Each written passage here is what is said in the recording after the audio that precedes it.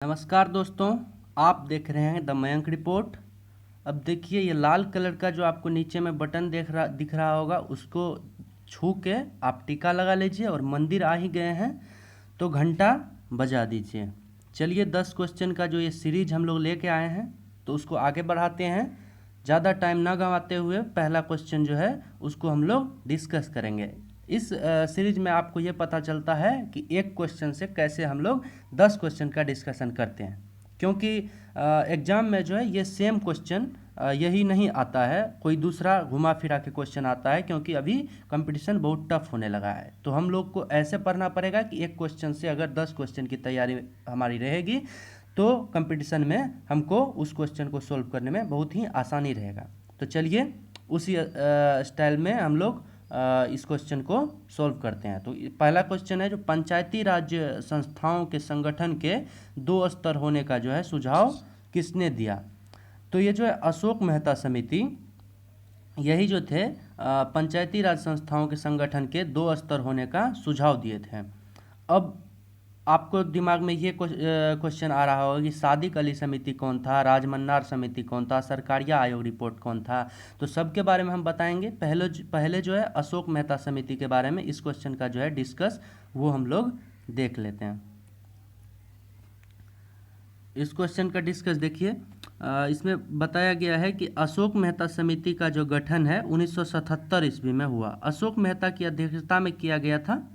ये तो ऑफिशियली बात है, जिसका नाम रहता है उसी की अध्यक्षता में किया जाता है।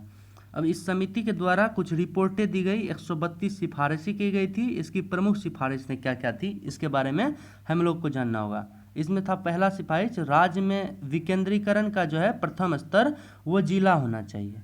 दूसरा था ग्राम पंचायत तथा पंचायत समिति को समाप्त कर देना चाहिए। और तीसरा मंडल पंचायत तथा परिषद का कार्यकाल जो है वो 4 वर्ष होना चाहिए। ये थे इनके सिफारिश। इनकी कौन सी सिफारिश को सरकार ने मान लिया, उसके बारे में जब हम अशोक मेहता समिति के बारे में एक एक्स्ट्रा वीडियो देखेंगे तो उसमें पूरी डिटेल से बताएंगे कि उसमें किस किस जो सिफारिश थी उसको सरकार ने मान लिया और किसको किसको ठुकरा दिया था। तो अशोक मेहता समिति के बारे में हम लोग जाने। अब जो है सादिक अली समिति जो है इसके बारे में जानते हैं कि सादिक अली समिति क्या थी। तो सादिक अली समिति जो थी 1964 में सरकार के द्वारा लाया गया। इनको लाने का मकसद था कि पंचायती राज जो व्यवस्था है इसमें सुधार कुछ किया जाए। जो कुछ भी गड़बड़ी थी 1964 के समय में, उसमें सुधार के दृष्टिकोण से सादिक अली समिति को लाया गया था।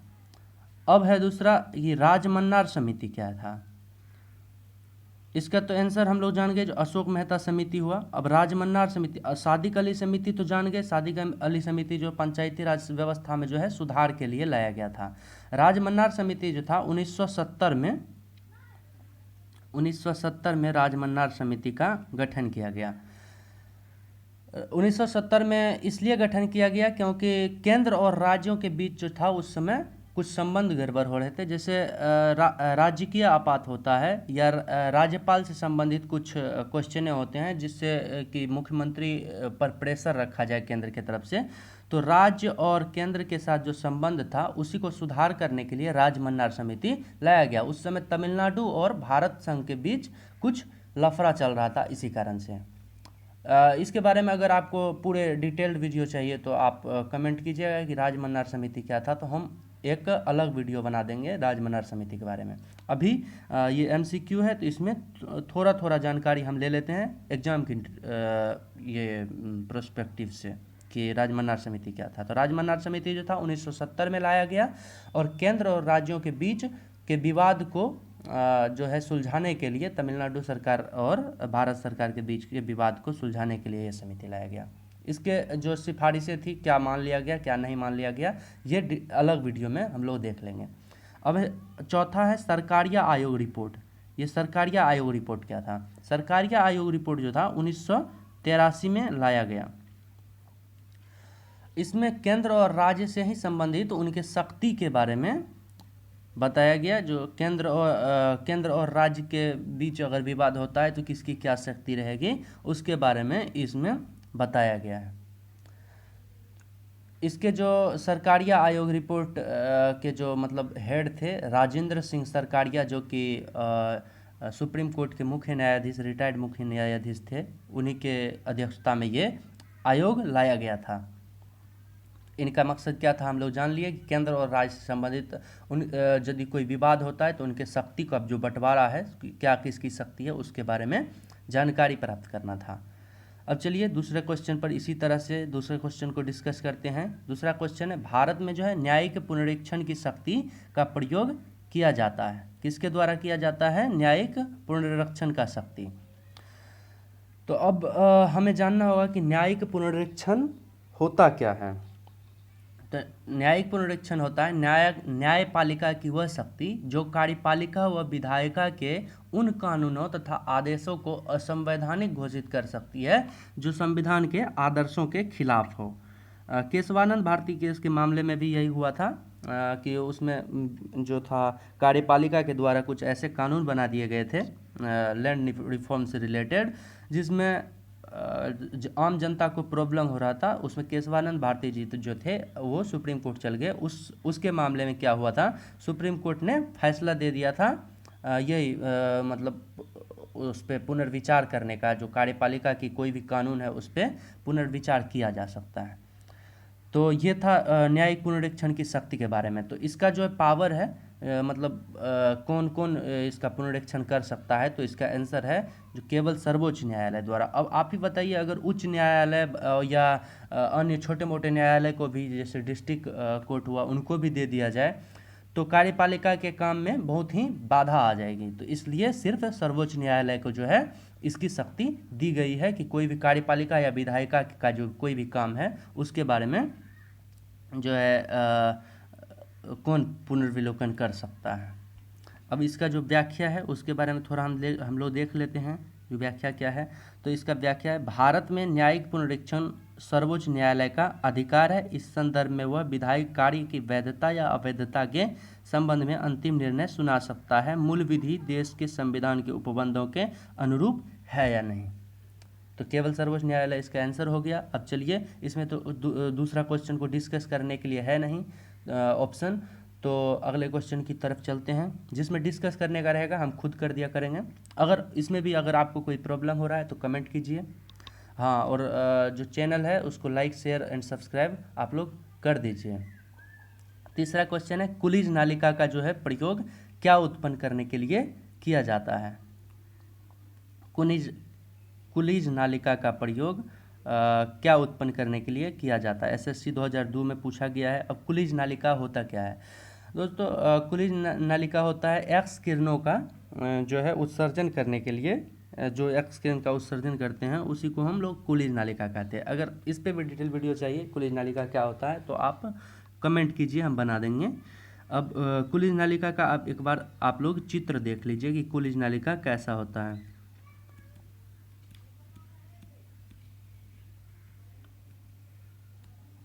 ये है कुलीज नालिका। एक तरफ इसमें कैथोड है, एक तरफ एनोड है, और यहाँ से जो है बीच से यहाँ से जो है एक्स किरणें उत्पन्न होती हैं। ये है कुलीज नालिका। अब इसमें ऑप्शन है रेडियो तरंग, सूक्ष्म तरंग, एक्स किरण, गामा किरण। अब इन किरणों के बारे में हमको जानना होगा कि रेडियो तरंग क्या होता है, सूक्ष्म तरंग क्या होता है, एक्स किरण क्या होता है, गामा किरण क्या होता है। तो थोड़ा थोड़ा हम लोग इस सब के बारे में जान लेते हैं कि रेडियो तरंग क्या होता है। रेडियो तरंग वे विद्युत या चुंबकीय तरंग होते हैं जिसकी आवृत्ति जो है 3 किलोहर्ट्ज से 300 गीगाहर्ट्ज के बीच होती है, तो उसको हम लोग रेडियो तरंग कहते हैं। सूक्ष्म तरंगे जो हैं वे विद्युतीय तरंग होते हैं जो 300 मेगाहर्ट्ज से 300 गीगाहर्ट्ज होते हैं। इसका यूज जो है रडार में होता है, नेटवर्किंग में होता है, मोबाइल के टावर ओवर जो होता है उसमें सूक्ष्म तरंगों का ही प्रयोग किया जाता है। एक्स किरण जो है इसका खोज तो आप लोग को पता होगा, रोंटगन के द्वारा किया गया था। एक्स किरण का यूज भी आप लोग को पता होगा कि भीतर के हड्डी का जो हम लोग टूटे फूटे हड्डी का इमेज हमको अगर चाहिए तो एक्स किरणों का यूज उसमें किया जाता है। गामा किरण जो है ये सबसे पावरफुल होता है। नाभिक में से किसी परमाणु के नाभिक में से अगर हम अल्फा कण और बीटा कण निकाल लेते हैं तो जो बचता है उसे हम गामा गामा किरण कहते हैं। तो ये था कुलिज नालिका से क्या उत्सर्जन होता है, क्या उत्पन्न होता है, उसके बारे में इसका भी डिस्कस एक बार जो है देख लेते हैं।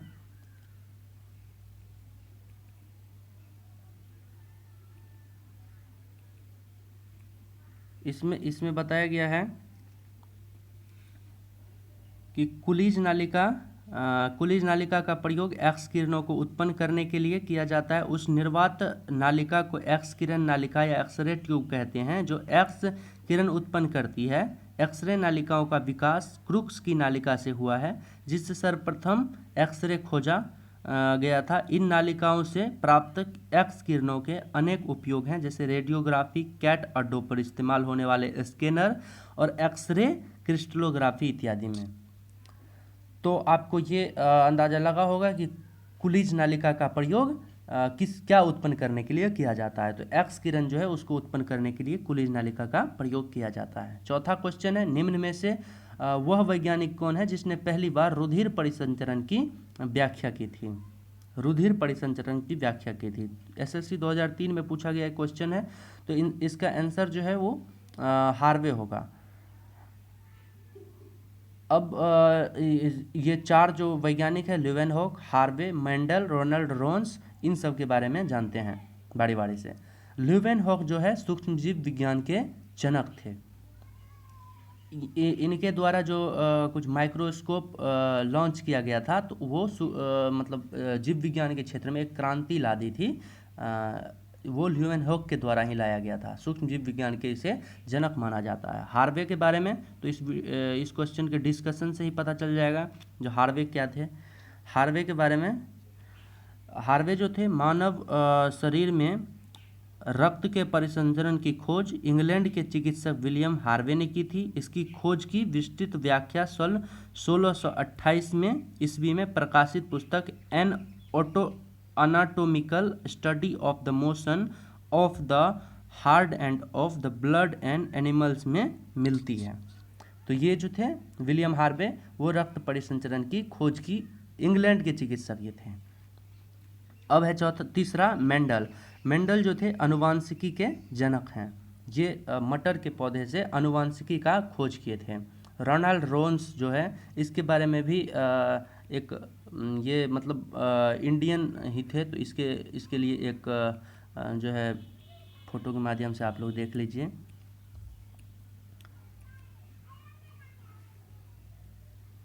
रोनाल्ड रोन्स जो हैं विकिपीडिया को इसके लिए हम ये देना चाहेंगे श्रेय जो विकिपीडिया के माध्यम से ये हमें मिला है।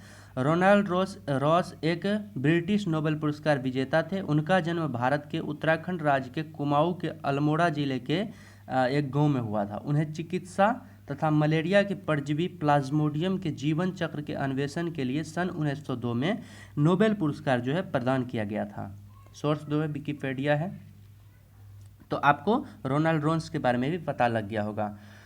तो इसका जो है निम्न में से वह वैज्ञानिक कौन है जिसने पहली बार रुधिर परिसंचरण की व्याख्या की थी। तो ये हार्वे थे। आंसर हार्वे होगा। पांचवें क्वेश्चन की तरफ चलते हैं। हिमाचल प्रदेश में जो है स्थित दर्रा कौन सा है। एसएससी 2011 में पूछा गया है।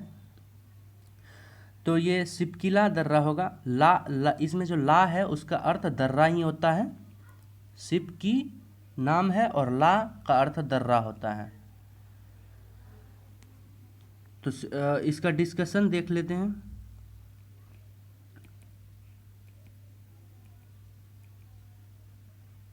पांचवें क्वेश्चन का सिपकी या सिपकिला दर्रा जो है हिमालय का एक प्रमुख दर्रा है। यह भारत के हिमाचल प्रदेश के किन्नौर जिले को तिब्बत के नगाड़ी विभाग से जांदा जिले से जोड़ता है। अब जोजिला दर्रा है दूसरा, तो ये उच्च पर्वतीय दर्रा है। इसकी ऊंचाई 3528 मीटर है। ये भारतीय लद्दाख क्षेत्र में स्थित है। ला और दर्रा का तो हमने बता ही दिया कि एक ही मतलब होता है। अब तीसरा है नाथुला दर्रा। इसमें भी ला का अर्थ दर्रा है। इसका जो है ऊंचाई 14,200 फीट है। हिमालय का एक पहाड़ी दर्रा जो सिक्किम और तिब्बत के चुंबी घाटी को जो है जोड़ता है। 1962 के इंडिया चीन युद्ध के बाद इसे बंद कर दिया गया था, लेकिन जुलाई 2006 में जो है जुलाई 2006 में इसे फिर से खोल दिया गया व्यापारिक मतलब लाभ के लिए। तो नाथुला दर्रा भी हम लोग जान गए। नाथुला दर्रा क्या था। अब जो है जेलेला दर्रा जानते हैं। जेलेला दर्रा भी जो है हिमालय का ही एक पहाड़ी दर्रा है। सिक्किम को तिब्बत के चुंबी घाटी से ये जोड़ता है। इसके जो चरण में है मेन मेचो झील, जो कि प्रख्यात झील है, वो इन्हीं के चरण में है, जेलेपला दर्रा के चरण में। इसकी जो है ऊंचाई 4270 मीटर है। चलिए 6 क्वेश्चन पे चलते हैं कि आर्यों ने जो है भारत में किस दर्रे से होकर प्रवेश किया था। क्वेश्चन नंबर 6 जो है आर्यों ने भारत में किस दर्रे से होकर प्रवेश किया था, तो आंसर होगा खैबर दर्रा। खैबर दर्रा। अब खैबर दर्रा के बारे में जानते हैं कि खैबर दर्रा क्या है, कहाँ पे अवस्थित है। खैबर दर्रा जो है ये अभी पाकिस्तान में स्थित है। खैबर दर्रा भारत का प्रवेश द्वार कहा जाता था, क्योंकि उस समय जो भारत में पाकिस्तान जो था एड था, तो इस कारण से खैबर दर्रा को उस समय भारत का प्रवेश द्वार कहा जाता था। इसी प्रवेश द्वार से अफ्रीकी मानव जो है भारत में प्रवेश कर सभ्यता के कई सोपानों को चढ़ता हुआ आज इस स्तर पर पहुंचा है। इसी मार्ग द्वारा पहुंचकर पंजाब में ऋग्वेद की रचना हुई थी। अब खैबर दर्रा के बाद बोलन दर्रा है, तो बोलन दर्रा के बारे में जानते हैं। बोलन दर्रा जो है पाकिस्तान में बलूचिस्तान का एक प्रमुख दर्रा है। क्वेटा को जेकोबाबाद से ये जोड़ता है। काराकोरम दर्रा जो है ये जम्मू कश्मीर एंड सिजियांग में स्थित है, जो कि भारत और चीन दोनों को जोड़कर स्थित है, काराकोरम दर्रा। अब सिपकी दर्रा बचा। सिपकी दर्रा वही सिपकीला दर्रा है। ये सिपकी या सिपकीला दर्रा हिमालय का एक प्रमुख दर्रा है। ये भारत के हिमाचल प्रदेश के कन्नौज जिले को तिब्बत के नगाड़ी विभाग से के जांदा जिले से जोड़ता है। तो सिपकी दर्रा के बारे में भी जान गए। इसका जो आंसर होगा वो खैबर दर्रा होगा। आर्यों ने भारत में किस दर्रे से होकर प्रवेश किया था, तो खैबर दर्रा से होकर। चलिए 7वें क्वेश्चन पे चलते हैं। महमूद गजनवी के सभी आक्रमणों 1000 ईस्वी से 1026 ईस्वी के बीच में सर्वाधिक महत्वपूर्ण आक्रमण कौन सा था, तो सोमनाथ मंदिर पर जो आक्रमण था वो महत्वपूर्ण आक्रमण था। 1025 से 26 ईस्वी के बीच में सोमनाथ मंदिर पर आक्रमण किया गया। इसमें बहुत ही भारी मात्रा में महमूद गजनवी को लूट मिला था। 8वां क्वेश्चन है गजनी का वह प्रथम शासक कौन था जो खलीफाओं से सुल्तान की उपाधि ग्रहण कर सुल्तान कहलाने वाला प्रथम शासक बना, तो महमूद गजनवी जो था वही जो है सुल्तान की उपाधि धारण कर सुल्तान कहलाने वाला प्रथम शासक बना था। अब इसमें ऑप्शन है सुबुक्तगीन, मोहम्मद गौरी और अल्पतगीन। तो सुबुक्तगीन कौन था, अल्पतगीन कौन था और मोहम्मद गौरी कौन था। तो सुबुक्तगीन जो है महमूद गजनवी के पिता थे। इन्हें जो है अल्पतगीन गुलाम के बाजार से खरीदा था। अब अल्पतगीन कौन था, तो अल्पतगीन जो है समनी वंश के शासक अबुल मलिक का गुलाम था। अबुल मलिक जो थे इन्हें पहले जो था गुलामों का एक बाजार लगा करता था, उसी से अल्पतगीन को अबुल मलिक जी जो था अल्पतगीन को वो गुलामों के बाजार से ही खरीदा था, और अल्पतगीन जो था वो सुबुक्तगीन को खरीदा था, और सुबुक्तगीन का जो है बेटा महमूद गजनवी था। तो उम्मीद है इस क्वेश्चन का डिस्कशन समझे होंगे, कौन किसका बेटा था, किसको किसने खरीदा था। और मोहम्मद गौरी छूट गया, तो मोहम्मद गौरी के बारे में आपको पता होगा कि ये जो है भारत पर लगभग 25 बार आक्रमण किए थे। मोहम्मद गौरी और पृथ्वीराज चौहान के बीच का जो लड़ाई है वो बहुत ही प्रसिद्ध लड़ाई है। उसमें एक प्रसंग ये भी है कि 4 गज 64 इंच अंगुल अष्ट प्रमाण तेते पे सुल्तान अहमद चुको चौहान, ये मोहम्मद गौरी से ही संबंधित है। मोहम्मद गौरी ने भारत में अपना साम्राज्य फैलाकर मोहम्मद गौरी कुतुबुद्दीन ऐबक को अपना साम्राज्य देकर ये वापस लौट गए थे। तो मोहम्मद गौरी के बारे में, और ये गौरी वंश का संस्थापक थे भारत में। अब क्वेश्चन नंबर 9 है मखाली पुत्र गोसाल किस धर्म के प्रवर्तक थे, तो ये आजीवक धर्म के प्रवर्तक थे। अब जो है वाय किरणें क्या होती है, वाय किरणों के बारे में हमें जानना है। एसएससी 1996 में ये पूछा गया है। तो रेडियो सक्रिय पदार्थों द्वारा उत्सर्जित उच्च ऊर्जा उक्त किरणें जो हैं यही है गामा किरण आंसर। तो ये था हमारा 10 क्वेश्चन का सीरीज। उम्मीद है आपको अच्छा लगा होगा। आप देख रहे थे द दमयंती रिपोर्ट। चैनल को सब्सक्राइब कर दें, लाइक कर दें, कमेंट कर दें और अच्छा लगा हो तो शेयर भी कर दें। धन्यवाद आपका इस वीडियो को देखने के लिए।